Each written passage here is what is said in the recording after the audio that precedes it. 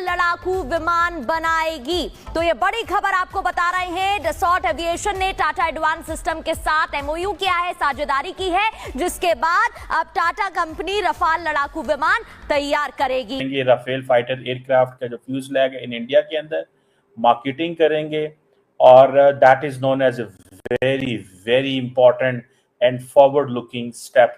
और रुष्ट इसलिए हो गए हैं क्योंकि मोदी का जो आत्मनिर्भर भारत है वो उनके पूरे के पूरे जो डिफेंस स्ट्रेटजी है और उनकी जो डिफेंस इंडस्ट्री है उसकी ऐसी तैसी किए दे रहा है। आज टाटा एडवांस सिस्टम्स की तरफ से एक प्रेस रिलीज करके काफी इंटरेस्टिंग चीज पब्लिक में बताई गई है। इस प्रेस रिलीज के हिसाब से दासो एविएशन और टाटा एडवांस सिस्टम के बीच में 4 एग्रीमेंट हुए हैं और इन चारों एग्रीमेंट्स के चलते आने वाले समय में रफाल फाइटर जेट का फ्यूसलाज भारत में बनाकर ग्लोबल कस्टमर्स को सप्लाई किया जाएगा। इसलिए कि हमने अब पाकिस्तान को बता दिया है कि अगर हमारे खिलाफ जिधर भी एक्शन होता है, यूएस बॉर्डर वाले हैं, उन्होंने एक दूसरे को अपने ही बाउंड्रीज के अंदर रहते हुए मारा और ज़रब लगाई और कुछ नुकसान किसी ने ज़्यादा किया और किसी ने कम किया।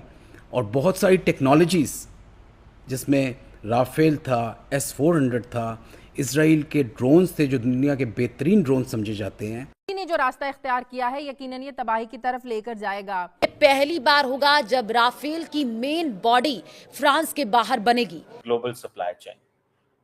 So in my assessment, obviously there was some work going on in the past. मेरे ख्याल है इंडिया ने 26 मेरीन राफेल भी ऑर्डर किए। ये उनका एक ही जिसको बोलते हैं कसम है कि हम जिहाद करेंगे जहां से पैसे मिलेंगे और जहां पर हमें डायरेक्शन मिल जाएगी। कोई कोड वर्ड्स नहीं है, कोई डिप्लोमेसी नहीं, कुछ नहीं, सिर्फ आग के साथ आग। And now they will have a cover of Syrian military also and US intelligence. और डीप स्टेट के फिंगरप्रिंट्स आपको हर चीज में अब दिखाई देंगे। देखो दोस्तों, ये कोई नॉर्मल ग्रुप नहीं है जो ये काम कर रहा है और ये ग्रुप किसी एक कंट्री को बिलोंग नहीं करता। ये एक नया मॉडल शुरू कर दिया डीप स्टेट ने युद्ध करने का। और आपको लग रहा है कि ये सिर्फ चाइना को डिस्टर्ब करेंगे? Not at all. ये टेरर स्क्वाड्स को आर्म किया जा रहा है यूएस ट्रेनिंग के साथ और जितने भी कंट्रीज जो यूएसए की बात नहीं मानेगी उनको डिस्टेबलाइज करने के लिए इन्हें यूज किया जाएगा। यानी कि जो पहले हॉट बेड पाकिस्तान था जहां पर टेररिस्ट को प्रोड्यूस किया जाता था और फिर स्प्रेड करते थे पूरी दुनिया में, अब सीरिया को वो यूज करेंगे क्योंकि पाकिस्तान कंप्लीटली एक्सपोज हो चुका है।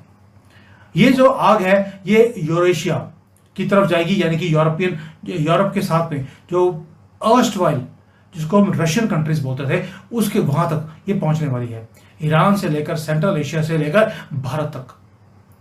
लेकिन आप क्वेश्चन पूछेंगे कि ये काम तो पहले भी हो रहा था, अभी इसकी इंटेंसिटी वो तेज क्यों हो गई है, बेनिफिट किसको होगा और वेस्ट साइलेंट क्यों है? दोस्तों, उसका रीजन, ये सारा कुछ करने का रीजन था डोनाल्ड ट्रंप। डोनाल्ड ट्रंप कहते थे कि मैंने युद्ध बंद करने हैं। उन्होंने प्रॉमिस किया था मैं डीप स्टेट के साथ फाइट करूंगा और आज डीप स्टेट ने ऐसी बॉक्सिंग करी है ट्रंप के साथ, कोई भी इसकी पॉलिसी इंप्लीमेंट नहीं हो पाई और वो दोबारा से अपने वही पुराने प्लेबुक के ऊपर दोबारा चले गए। किसके ऊपर? युद्ध शुरू करो, जिहादियों को यूज करो और युद्ध को रुकने मत दो। और डोनाल्ड ट्रंप को अब उसी की भाषा बोलनी पड़ रही है डीप स्टेट की। Donald Trump might seem like he is talking big, लेकिन बिहाइंड द कर्टन्स जो डील्स हैं वो ऑलरेडी बननी शुरू हो गई हैं। जो सीरिया की जिहादी गवर्नमेंट है उनके साथ डील कर रहा है अमेरिका खुद और मकसद भारत और चाइना है। मैं बार बार बोल रहा हूं, यू हैव टू अंडरस्टैंड। अब हमारा